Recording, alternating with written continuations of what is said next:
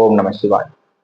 இன்னைக்கான பதிவு லக்கணங்களுடைய சிறப்புகள்ல மகர லக்னம் வரைக்கும் பார்த்துருக்கோம். இன்னைக்கு கும்ப லக்னம். கும்ப லக்னம் ராசிகள்ல 11வது ராசி, ஸ்திர ராசி, அதாவது நிலைத்த ராசி, நிலைத்த பலனை அளிக்கக்கூடிய ராசி, சனி பகவானுடைய ராசி. இந்த ராசியில சனி பகவான் ஆட்சி மூலத்திரிகோண வலுவை அடைவார்.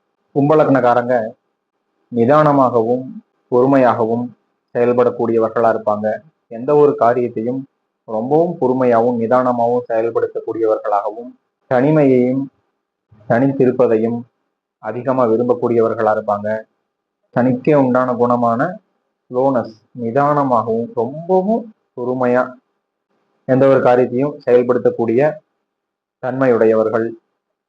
எளிதில் யாரையும் நம்ப மாட்டாங்க. நிதானமாகவும் ஸ்லோவாகவும் ஒரு முடிவை எடுக்கிறதுனாலயே ஒரு காரியத்தை அதிகமா சக்சஸ்ஃபுல்லா சடனா ஒரு விஷயத்தை செஞ்சு அதை முடிக்கக்கூடிய சுபாவமும் எண்ணமும் கம்மியா இருக்கிறதுனால அதிகமான வாய்ப்புகளை தவிர்க்கக்கூடியவர்களா இருப்பாங்க. இவங்க எந்த ஒரு விஷயத்தை எடுத்துட்டாலும் அதுல தடையும் தாமதமும் இவங்களே அந்த விஷயத்தை ஏற்படுத்தி கொள்ளும் நபர்களா இருப்பாங்க. இன்னைக்கு பார்த்துக்கலாம் ஒரு காரியத்தை, நாளைக்கு பார்த்துக்கலாம் அப்படிங்கிற இந்த விஷயத்த எந்த ஒரு விஷயமா இருந்தாலும் அப்படி தள்ளி போடக்கூடிய அமைப்பு இவங்களுக்கு இயற்கையாகவே இருக்கும். அந்த எண்ணங்கள் அப்படிங்கிறத இவங்க மாத்திக்கிட்டாங்கன்னா இவங்க வாழ்க்கையில நிச்சயமான மாற்றம் அப்படிங்கிறது இருக்கும்.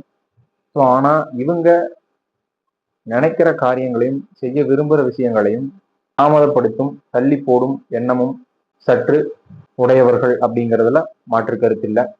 அதீதமான எச்சரிக்கை உணர்வுடன் இருப்பதாலேயும் இவர்கள் அரிய பல வாய்ப்புகளை இழக்கும் தன்மையுடையவர்கள். ஆனா நிதானமா செய்யும் தொழில்கள்ல இவங்க செயல்படும் பொழுது வெற்றியாளர்கள் இவங்க தான் அப்படிங்கிறத சொல்லிக்கலாம்.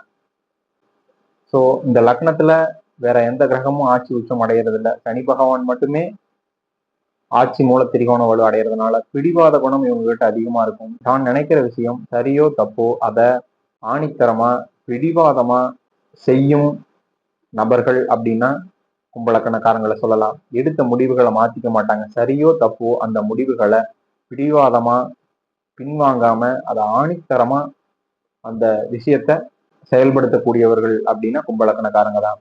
ஸோ கும்பலக்கணக்காரங்களுக்கு சூரிய சந்திர செவ்வாய் தசைகள் தீயவர்கள் அப்படிங்கிறதுனால, லக்ன பகைவர்கள் அப்படிங்கிறதுனால தீய பலன்களையும், சுக்கரதசை சுக பாக்கியாதிபதி அப்படிங்கிறதுனால கும்பலக்கணக்காரங்களுக்கு சுக்கரதசை ஒரு நல்ல அற்புதமான நற்பலன்களையும், வீடு வாசல் சொத்து வண்டி வாகனம் பாக்கியம் அதிர்ஷ்டம் முன்னேற்றம் அப்படிங்கிறதுல சுக்கரதசை நடக்கும் காலங்கள்ல அதிர்ஷ்டமான பொற்காலம் அப்படிங்கிறத சொல்லலாம்.